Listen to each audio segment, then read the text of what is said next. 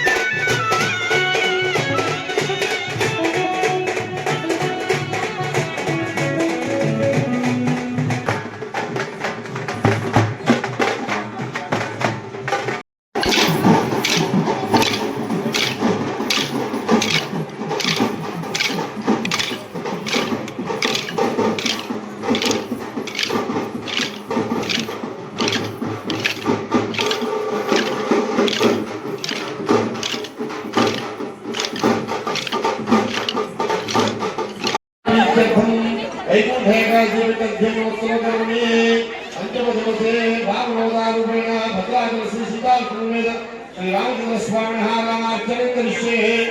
रामाय रामभद्राय रामेन्द्राय वेदसर्वनाथाय नाथाय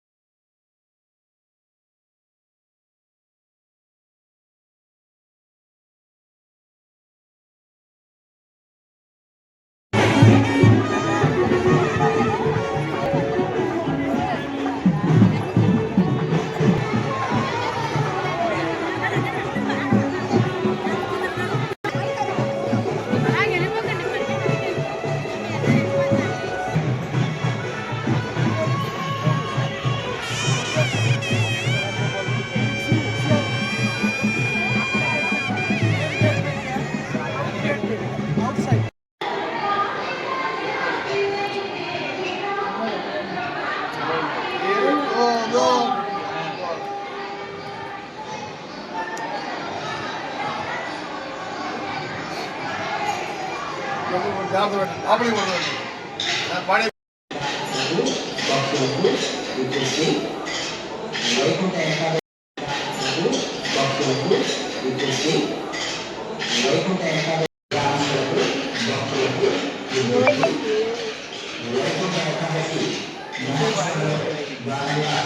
ఈరోజు శ్రీ స్వామివారు వామనావతారంతో దర్శనమిస్తున్నారు.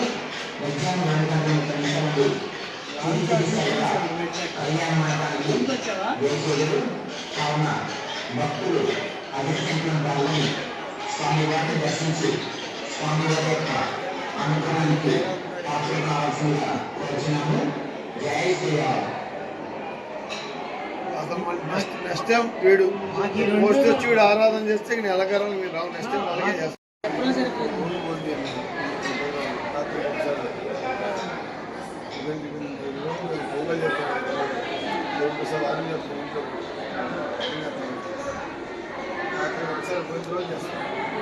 అలంకరణ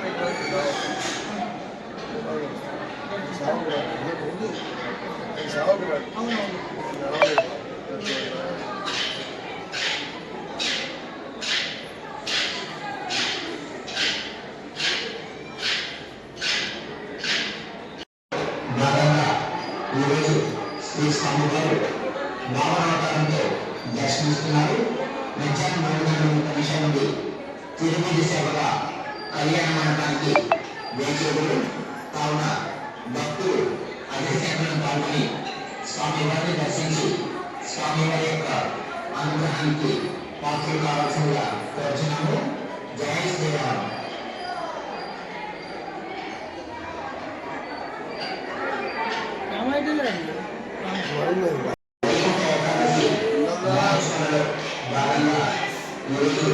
శ్రీ స్వామివారు వామనావతారంతో దర్శనమిస్తున్నారు. మధ్యాహ్నం 2 గంటల 30 నిమిషాలకు తిరుపతి సేవగా కళ్యాణ మండపానికి వేచేయరు. కావున భక్తులు అధిక సంఖ్యలో పాల్గొని స్వామివారిని దర్శించి స్వామివారి యొక్క అనుగ్రహానికి పాత్రలు కావాల్సిందిగా కోరుచున్నాము. జై శ్రీరామ్. శ్రీరామాయ నమః. శ్రీమతే రామానుజాయ నమః. భద్రాచల క్షేత్రంలో వైకుంఠ ఏకాదశి మహోత్సవాలు అత్యంత ఘనంగా నిర్వహించబడుతున్నాయి. పగల్పత్తుత్సవాలలో భాగంగా స్వామివారికి దశావతార అలంకరణకు ధరింపజేస్తున్నటువంటి తరుణంలో ఆ క్రమంలో నేడు మనకి 5వ రోజున స్వామివారు వామన రూపంలో దర్శనాన్ని కృప చేస్తూ ఉన్నారు. ఈ వామన రూప కథని మనకి పురాణాలు అత్యంత వైభవంగా వర్ణించడం జరిగింది. పూర్వం బలి చక్రవర్తి అనేటువంటి చక్రవర్తి ప్రహ్లాదుడి యొక్క మనమడు. ఈయన అత్యంత ధార్మికుడు. గురువైనటువంటి శుక్రాచార్యుడి యొక్క సలహాతో గొప్పనైనటువంటి బలాన్ని పొందినటువంటి వాడై దేవలోకం పైన దండెత్తి ఆ దేవతల రాజ్యాన్ని మొత్తం కూడా అపహరించడం జరుగుతుంది. ఆ తర్వాత దేవతలు పరాజితులైనటువంటి వారై ఎక్కడో మారుమూల తలదాచుకుంటున్నటువంటి సందర్భంలో పిల్లల యొక్క బాధను భరించలేనటువంటి అతిథి శ్రీమన్నారాయణుడు ప్రార్థిస్తే శ్రీమన్నారాయణుడు ప్రత్యక్షమై, అమ్మా నీవు భయపడకు, నీ కుమారులైనటువంటి దేవతల యొక్క కష్టాలు త్వరలోనే తొలగిస్తాను, నీ పుత్రుణ్ణి జన్మిస్తాను అని చెప్పి వరాన్ని ప్రసాదిస్తాడు. ఆ వరప్రభావంతోనే ఈయన అదితికి వామన రూపంలో జన్మించడం జరుగుతుంది. అలా జన్మించినటువంటి వామనమూర్తి ఎంతో ఆకర్షణీయమైనటువంటి రూపంలో బలి చేసేటువంటి యజ్ఞస్థలానికి వెళతాడు. వెళ్లి బలిని 3 అడుగుల దానాన్ని అడుగుతాడు. అలా వచ్చినటువంటి వాడు మామూలు వాడు కాదు, శ్రీహరి రూపంలో వచ్చాడు. వద్దని వారిస్తాడు శుక్రాచార్యుడు. అయినప్పటికీ కూడా ఆదిని శ్రీపతి కొప్పుపై అని చెప్పినట్లుగా, అయ్యా సర్వలోకాలకు కూడా అభయాన్ని ఇచ్చేటువంటి చెయ్యి, అందరి యొక్క కష్టాలను కూడా కలతీర్చేటువంటి చెయ్యి, అటువంటి చెయ్యి కిందై నా చెయ్యి పైనైతే దానికన్నా అదృష్టం ఉంటుందా అని చెప్పి భావించినటువంటి బలిచక్రవర్తి శుక్రాచార్యుడి యొక్క మాటలు పక్కన పెట్టి సానందంగా సమర్పిస్తాడు 3 అడుగుల దానాన్ని. ఒక్కసారిగా వామనుడు వెంటనే త్రివిక్రమ రూపాన్ని ధరిస్తాడు. ఎంత గొప్పనైనటువంటి రూపమైతే కూడా అది అద్భుతమైనటువంటి రూపంగా మనకి పురాణాలు వర్ణిస్తాయి. అలా ధరించినటువంటి వామనమూర్తి 1 అడుగుతో భూమిని మొత్తాన్ని కూడా ఆక్రమించి 2వ అడుగుతో ఆకాశాన్ని మొత్తం కూడా ఆక్రమించడం జరుగుతుంది. ఆనాటి నుంచి ఆకాశానికి విష్ణుపదం అనేటువంటి మరొక పేరు ఏర్పడుతుంది. ఇదే సందర్భంలో ఇటువంటి గొప్పనైనటువంటి కార్యాన్ని నిర్వహించినటువంటి స్వామి యొక్క పాదాన్ని బ్రహ్మదేవుడు కడుగుతాడు. అదే బ్రహ్మ కడిగినటువంటి పాదము అనేటువంటి మనం కీర్తించినట్లుగా ఆ పవిత్రమైనటువంటి పాదం నుంచే 3 లోకాలను మనకి పునీతం చేసేటువంటి గంగానది పుట్టింది. ఆ తర్వాత 3వ అడుగుతో బలిచక్రవర్తిని అణగదొక్కుతాడు పాతాళానికి. ఇలా మళ్ళా ఇంద్రుడికి పునః తన సర్వసంపదలను ప్రసాదించినటువంటి అవతారంగా వామనమూర్తి విఖ్యాతి చెందాడు. ఇటువంటి వామనమూర్తిని ఎవరైతే దర్శిస్తారో వారికి సర్వసంపదలు కూడా సిద్ధిస్తాయని, గురుగ్రహ సంబంధమైనటువంటి దోషాలన్నీ కూడా తొలగిపోతాయని మనకి పురాణాలు చెబుతున్నాయి. అటువంటి దివ్యమైనటువంటి వామన రూపంలో దర్శనాన్ని కృప చేస్తున్నటువంటి భద్రాచల రామచంద్రమూర్తిని దర్శించి తరించవలసిందిగా కోరుతూ జై శ్రీరామ్.